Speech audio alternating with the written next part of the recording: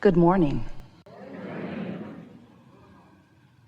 We are extremely pleased that you are here. It is good to come together for the purpose of co-creating. Do you agree? Yes. You're knowing what you're wanting? Are you enjoying the expansion of your personal desire? That's a good thing. Because if you are enjoying your own desire, that means that your beliefs are somewhere in the vicinity of them. If you want something that you see no way of it ever coming about, those desires don't feel so good, do they?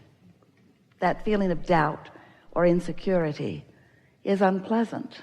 And that's what happens when you have contradictory thought going on within you. I want this, but it can never be. Painful and untrue. Painful because it's untrue. Because you have the ability, because of who you are, and because of your power of focus, and because of the laws of the universe, you have the ability to focus anything that you desire into reality. You can't create for others, but you can create anything. You can be or do or have anything that you define as something that you want, as long as your own thought does not contradict it. And that's a really interesting thing, because sometimes you want things that you just don't believe. Sometimes you believe things that you don't want.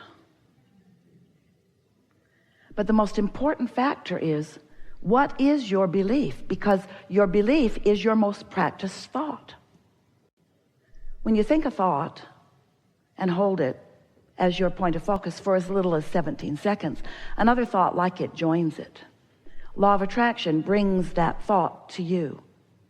And while the law of attraction is working in the background at what you might consider to be an unconscious level, as you focus upon things and focus upon them longer, eventually you think a thought often enough and long enough that it becomes a dominant thought within you, and that's what your beliefs are. And your beliefs equal your point of attraction, because what you're thinking is causing you to emit a vibrational signal that law of attraction is answering with things like it. And so it's easy to understand how beliefs get so rooted within you. Some of the beliefs that you hold are very beneficial to you, some not so much.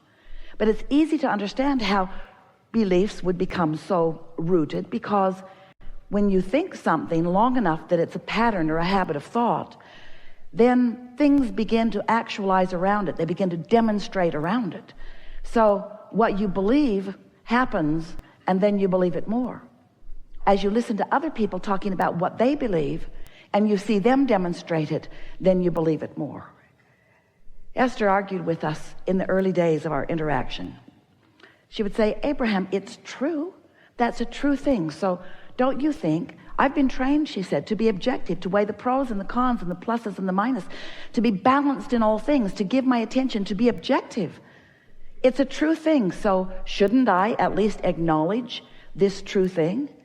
And we said, anything you acknowledge, anything that you focus on, you are practicing a vibration. You are practicing yourself into a pattern of belief. And that pattern of belief, therefore, equals your point of attraction, and therefore becomes what you are demonstrating or manifesting in your life experience.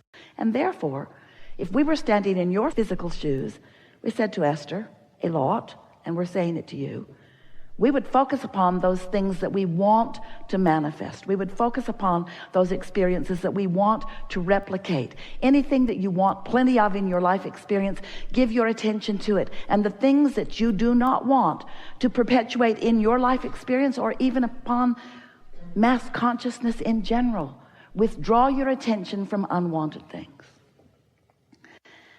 But now here's a very interesting thing. There's no such thing as no in a universe that is based upon attraction.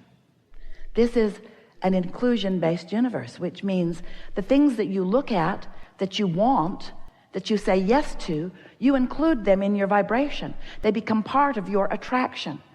But those things that you don't want, that you shout no at, you also include in your vibration, because the universe is not differentiating between the word yes and no. It is only differentiating between your attention to it or your not attention to it. You see what we're getting at? So you can shout no all day long at things you do not want, and they come to you stronger and stronger and stronger because of your attention to them. Isn't that a good thing to know? So what do you do? What do you do if you don't want that thing? I don't want that thing. I'm not going to think about that thing that I don't want anymore. That thing over there. I'm not going to think about that anymore. I'm not going to think about that anymore. I'm not going to think about it. I'm not going to think about it. I'm thinking about it. I don't want to think about that thing. I don't want to think about it. I don't want to think about it. So what you have to do is think about something else. You think about other things. You just gradually, and it takes a little bit of time, it's gradual, shift your attention more and more to things wanted, and therefore not so much on things not wanted. But it's not an instant transformation. It's a general, gentle transformation. And it's helpful to understand what makes it easier and what makes it more difficult. So here are the laws of the universe simply explained so that you can understand how it is that things are coming to you or to others because of your attention. So when you give your attention to something and you're thinking about it in very general terms, in that general attention to it, there is less momentum. The more you think about it, the faster the momentum. So when you've given your attention to something, your undivided attention to something, and you've given your attention longer and longer, law of attraction just fills in more and more details for you. And the more detailed a subject becomes, then the stronger your point of attraction is. The more general you are, the less. And so when we talk about law of attraction, we have to use the word or put the word momentum into the equation, because if you understand that law of attraction and momentum go together, then sorting this out will be a very easy thing for you. The best momentum story we have, Esther was amazed when she first saw the streets in San Francisco.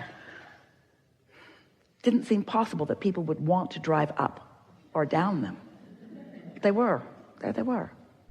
Imagine putting your car at the top of one of those hills, taking it out of gear, taking the parking brake off, and just for fun, just to see if the physics of this universe are still in place, you decide to just bump your car a little bit from behind just to see what might happen. Well, it starts to move, but you come to your senses right away because you've been around here long enough to know about gravity and inertia. So you step right out in front of your car and it bumps up against you and the momentum stops, and it was easy to stop because it was very slight anyway. But you wouldn't want to be at the bottom of that hill stopping that momentum. So law of attraction is the same. The more time or attention that you've given to a subject, the more momentum it has. And you are not going to stop that momentum all at once. But it is important to know that while you sleep, the momentum of your thought does stop. While you are asleep, you are not encouraging the momentum. It gives you a sort of reprieve from unwanted momentum.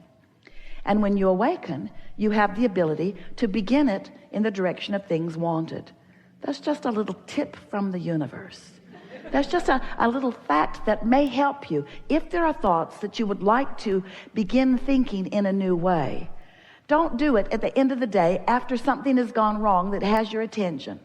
In other words, when you're really upset about something, that's not the time to deal with it, because dealing with something that you're upset with only increases the momentum of it. It gives it more sticking power. So there are two things you can do to slow momentum, many more than that really, but two things that really work well. One is go to sleep. That stops momentum. Don't sleep all day, just occasionally. And the other is you can meditate. When you meditate, you quiet your mind. When you quiet your mind, you stop thought. When you stop thought, you stop momentum.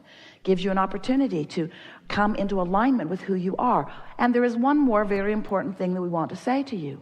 You are source energy in these physical bodies. Do you know that? There is a trajectory, there is a momentum of well-being that is very powerful, that without knowing it, you've been practicing hindering with contradictory thought. So when you meditate, what happens is you quiet your mind, and your natural trajectory, your natural momentum then can have more effect in your experience. It's like, imagine a cork bobbing on the surface of the water. That's pure positive energy. That's absence of resistance in this analogy. Now you can hold that cork under the water. I don't have enough money, or I'm really mad at that guy, or that person did something inappropriate, or I don't like the way you spoke to me, or I don't like the way that came down, or I don't like what's happening in government, or I don't like what's happening, or I don't like what my children are doing, or. You can hold that cork under the water in disapproval of something, in negative attention to something. But when you are distracted from that subject, like in slumber or meditation or appreciation, you let go of the cork and it bobs right back to the surface where you naturally belong. So what we're wanting to say to you is that while you do, everyone does, you have some beliefs that are not serving you. The source within you knows who you really are and what you really want. In other words, all day, every day, as you sift through the contrast of your experience, you are launching these rockets of desire. I don't want to be rude. I want to be kind. I don't want others to be rude. I want others to be kind. I don't want to not have enough of this. I want to live in prosperity of health and dollars and so forth. So as you've been launching these rockets of desire, these vibrations have emanated from you and have added to this vortex of creation that you were when you were born, that pure positive energy, all-knowing, powerful, worthy being that you are. When you made the decision to come into this body, you didn't come to fix things that were broken. You know there were not any broken things. You came for the joyous experience of joyful expansion. And so there was a trajectory, there was momentum. We call that your vortex. It's this vibrational reality that has the potential of manifesting, but you have to, in your conscious awareness, be in a vibrational place that is in harmony with what's in this vortex. So some of you have been listening to us for a while, yes? And you've been hearing us talking about law of attraction and how powerful it is, and how there's no exclusion. And even though there's a war against drugs, and a war against cancer, and a war against teenage pregnancy, and a war against, and a war against, and a war against, a war against poverty, a war against, the war against terrorism, a war against, all of those things are just getting bigger and bigger and bigger and bigger.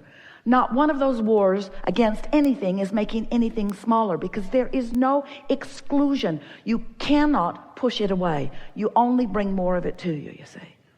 And so the key to the happily ever after that you're wanting, the key is to clean up your focus. But you can't just all of a sudden stop thinking something that you've been thinking, because the law of attraction is bringing thoughts to you like the ones that are most active. So you've got to find ways of deactivating what you don't want by going general, and activating more and more what you do want, becoming more and more specific. You see what we're getting at? If you find yourself in the middle of a conversation about something that you do not want, stop talking about it as soon as you can. That helps. And in time, you'll stop talking about it, you'll stop thinking about it, you'll stop attracting it, you'll stop being part of that. Your point of attraction will shift. And that's really what we want to talk about here today.